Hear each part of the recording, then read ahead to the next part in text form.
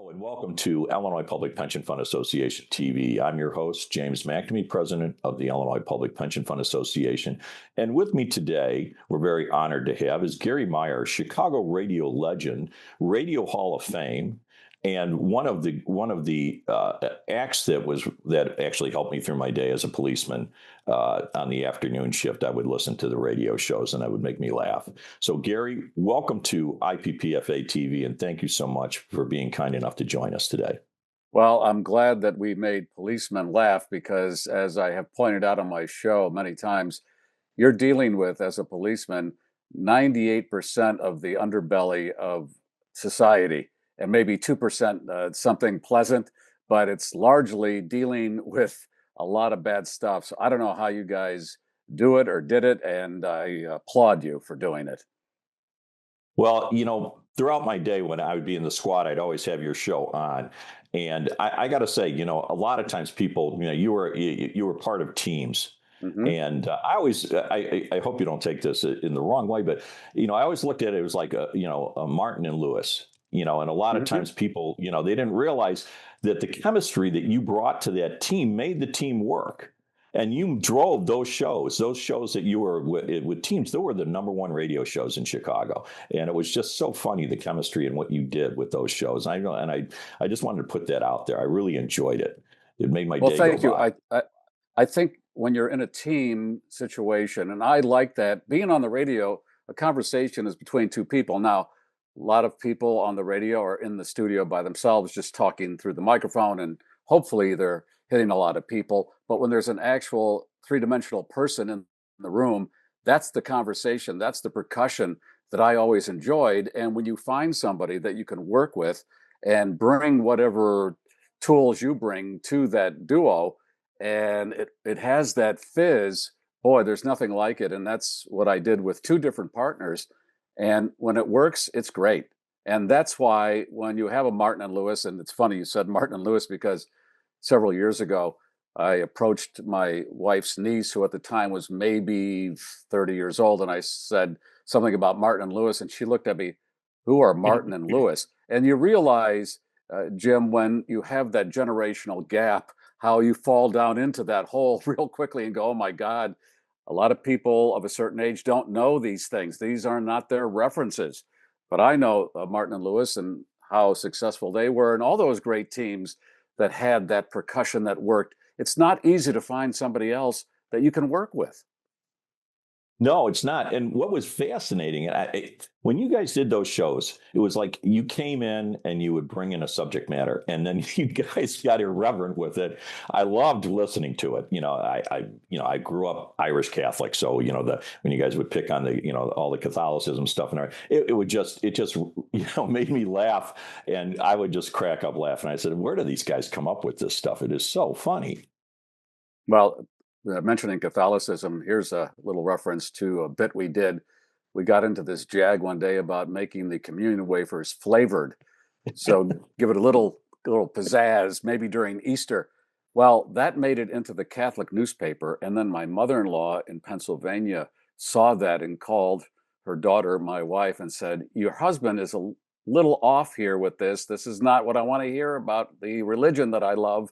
So that's the funny thing about how you don't know how people interpret this, who's going to hear it, and how it'll come back at you. So we just had fun with it. I mean, we didn't take anything too seriously, and that was one of the things. Religion was one of the things that we had a lot of fun with.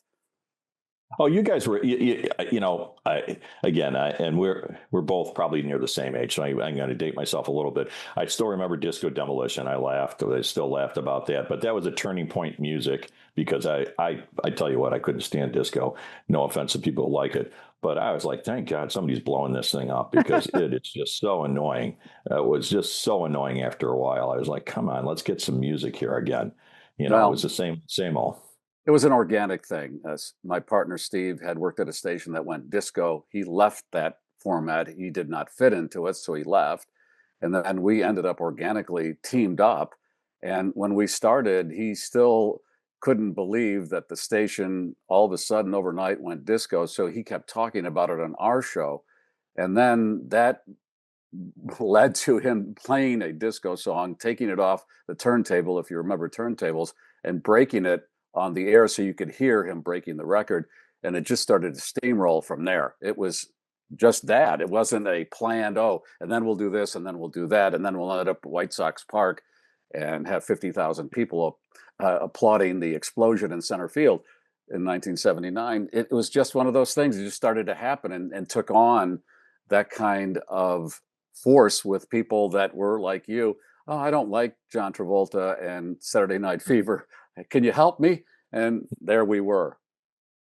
No, you guys did your radio shows, and like I said, you had fantastic radio shows when you had partners, but you've had fantastic radio shows just on your own. Coming into it and listening to it, I've been a huge fan, and I don't think a lot of people realize that you also won an Emmy. Did you not? We did a TV show based on visiting Elvis's place in Memphis, and yes, it won a local Emmy in Chicago. It was called Greetings from Graceland, or Disgraceland, as we ended up calling it.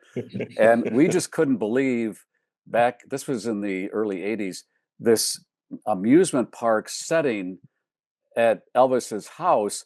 I always pictured it when I saw pictures, it was out in the country and you would drive for miles, it'd be all by itself. And when we got there, it was on a busy street and there was an abandoned Burger King right outside the gates.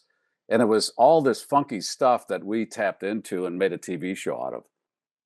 Well, that was great, and I mean, if I'm touching on your career, I mean, right now you're doing your own podcasts, Mm-hmm. and people can sign up for your podcast, correct? They want to Yes. get and keep up with you. Right. And at GarryMeier.supercast.com, you can find out how to sign up. It averages out to about $1 per show per month. And that's what I'm doing now. And just a little note here, it just came out this week that podcasting has now surpassed AM, FM talk radio as far as listenership for the first time. I've always wanted to get you out at one of our conferences, because I always thought, you know what, if I can get Garry Meier out at one of the police and fire pension conferences and get him out there and have him interview these, you'd have so much material, especially with these guys, because they can tell you about all sorts of crazy stuff. And one of these days we got to get you out, because it would be just so much fun to have that energy with you interviewing people and talking to them and using their stories of the crazy stuff that we've dealt with over the years to no doubt. this. I have a friend who is an ex-Chicago cop, and the stories he would tell me, I know it's a wealth of material. And wow, again, how you do it or did it, I don't know. Yeah, it's being Irish Catholic, it was one of the jobs you'd get, right? You either went fire or police or politician, right? We're all good talkers, it seems like, but that was basically kind of a hereditary thing. We'd go into those occupations and you'd go to a fire station or a police station and you'd look and it's always like a third Irish guy's in there. It's something about it. Well, because of the large Irish community in Chicago, and yes, the long history of cops and firemen being Irish, living in certain neighborhoods in Chicago. The Beverly neighborhood of Chicago has a lot of cops and firemen, because you have to live within the city to be a cop or fireman in Chicago. Absolutely, and it is a tough job, considering how politicians throw us under the bus. They're always pandering. Makes me crazy and stuff. And it, though I think we've been doing our own checking. I think the public has swung back in our favor and looking at us in a much better light than it was in the past. So things have gotten better. Again, it's easy to comment when you're sitting at home watching something on TV. You don't have the entire story. It's a lot different when you're in the situation. And to throw the police under the bus at the drop of a hat is ridiculous. And I never got that. I know every profession has bad apples. And unfortunately, we only hear about them in the police business because that makes the headline.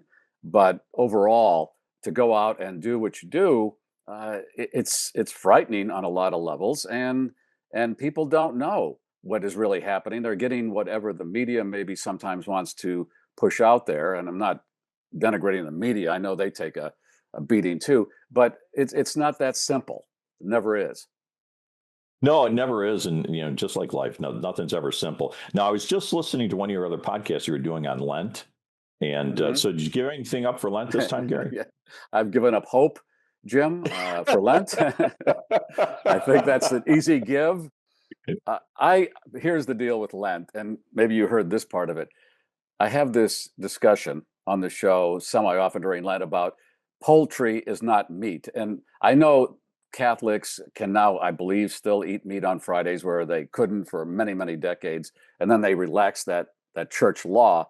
But my argument was when I go to the grocery store, you've got a meat section, you've got a poultry section, and a fish section. Poultry is not in the meat section. So I therefore can eat poultry, chicken, and fish on Fridays during Lent. Hey, you know what? I like that. My household, but during Lent, when I was a little guy, we couldn't eat any meat at all. It was 1 month No. without meat, and that drove me crazy. You Oh, know, yes. that The thing about growing up in Chicago, you on Friday would go to one of these restaurants that served fish sandwiches. And that was a thing where everybody in the neighborhood would pile in the station wagon, in our case, the uh, five brothers and sisters I had, and our parents would go and have these fish fries every Friday. And that was everywhere in my neighborhood.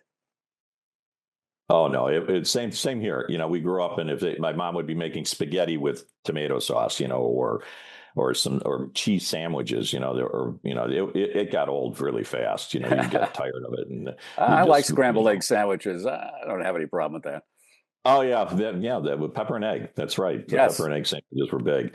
Yeah, no, it was it is funny because being Catholic, we can make fun of this stuff all day long. We used to sit there and I remember as a kid we would be standing in line going to the confession, and we would what are you going to say? What are you going to do? Yeah. And then hopefully you'll only get these prayers because I can Right. race through those really fast, and then I'm clean. It was like you went to the laundromat and you got washed and you're now clean. Yeah. Well, for those who are watching this and are not Catholic, the confessional is this box, and the priest would sit in the middle part, and then on each side, you would go in one side or the other, and then he'd work back and forth, and you would tell all of your sins to this priest, and then he'd give you the penance to erase all those sins.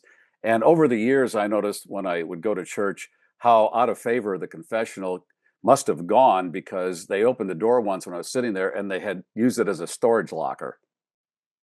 Yeah, well, yeah, it is an awful, uncomfortable feeling to be going in there and telling somebody all your deepest, darkest secrets. So Yeah, it's I was yeah. vague. I swore 2 times. I told I wasn't going to go with the goods here. No, because No, he I never probably gave recognized my specifics voice. either. He'd recognize your voice after a while and know who you were, and because they had a thin little obstruction, but you could tell who you were after a while. Oh, sure, especially when he called you by your name. Yeah, Then you that. knew you were burnt in there. Yeah. You're like, oh, Oof. he knows who I am. Yeah. So you always had to make sure you gave generic sins. It was always the generics and stuff. But And no, it there's was. You always know what? Jim, there's always a Seinfeld episode that mirrors a lot of this stuff. And there was one where Jerry went to a confessional, and being Jewish, he got in the little box there and sat on the kneeler. He didn't know what to do. Because being Jewish, this isn't something that you do. No, that is. I loved Seinfeld. That was a great Yeah. show. Again, we're dating ourselves, but that was one of the shows that I just totally clicked with. It was just so funny and stuff. It was great. And like I said, your shows and what you've done, to me, you made my day go by. So it was valuable. You're a person who made a difference in Chicagoland. And I don't know if people have told you that, but you did make a difference, made a difference in a lot of lives and difference for a lot of us because especially for me and a lot of other policemen or people who work where you're in a vehicle, listening to the radio made my day go by. Listening to you guys entertain us with stories and jokes and everything was so valuable to us. And again, I thank you. I thank you for your time coming on our show here today with us and stuff. And No, I hey, look forward to doing I'm things again with you. I would love I'm to do flat another one with you down the road.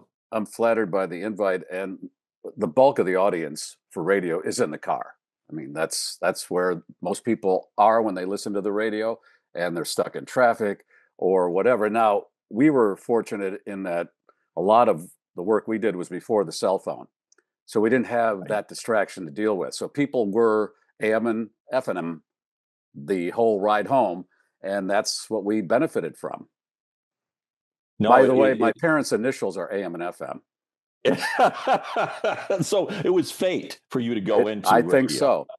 Yeah. No, you know what? Like I said, you were a part of my life, and I so enjoyed the shows and everything. I had another little time I spent with you, but you wouldn't remember it. It was at Arlington Park Racetrack, and we had Rockfest there, if you remember. And I was part of the security team to make sure that you guys were safe. And then the That, place that event. mysteriously burned down not too long after. Absolutely, it did burn Yeah. down, right? Yeah, about a That we month burned later. the place down. Yeah. Okay. Yeah. Yes, that was the end of Rockfest. But those were, fun times.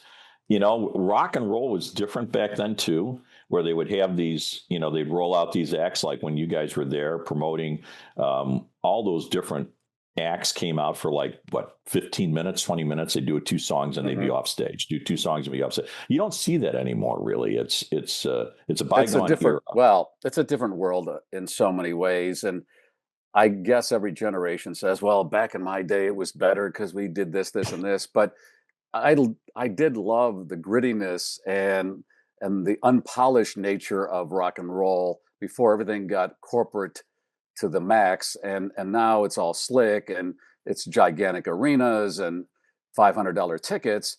And Oh my God, yeah. and I know we sound like our grandparents. In my day, cars were $50 and gas was a nickel. I know everybody does that, but it was different. And it had, because everything is going so AI and whatever, we're losing complete contact with humans as we sit here. That is not to be disputed, I think. No, I think I do think it takes away the human element. I mean, and that whole thing with AI and people being stuck behind their devices, I think it's a whole new thing. And one of the concerts I worked, which was I'll still say that it was one of the most fabulous ones I ever worked, was Alice Cooper. I never saw it because it wasn't a concert; it was a show. I never saw a stage, and he was one of the nicest guys I ever met because he actually went out of his way to meet us all. Came and shook all the hands of all the guys who were working security for him, and most of those guys don't do that, and he did that. He No. went out of his way. He was a very much a gentleman, really a nice guy. I've heard that about him from the beginning of his career, and you're right. It is such a pleasure if it's somebody you idolize and you meet them and they're everything you hope they'd be. Now, the other side of the coin, you meet these people that you really idolize and they're complete jerks, and it ruins the whole thing. That just sucks. But you know what? We got to go through a stage, and I know you've met so many people, and I've met so many people throughout my career, and it's been I look at that as such a huge blessing. Look at this, and I mean I spent an afternoon in the bar with Jackson Browne. And and he told me some great stories. I mean, it was very interesting. And how the hell did this cop meet Jackson Browne? It was really interesting. But you've met more people than I have, especially in that industry, and it's got to be a treasure in stories you could go through with your audience and just regale them. All the different things you've seen, which is funny. I mean, it's amazing to me. So I just want to say thank you for coming on with us, Garry, and we would love to do this again with you because we know there's a lot out there that you can talk about, a lot out there that we'd love to hear from you about. And again, this is Illinois Public Pension Fund Association Television, and persons making a difference, Garry Meier, who has made a huge difference in the Chicagoland radio market. Thank you so much, sir. Thank you, Jim.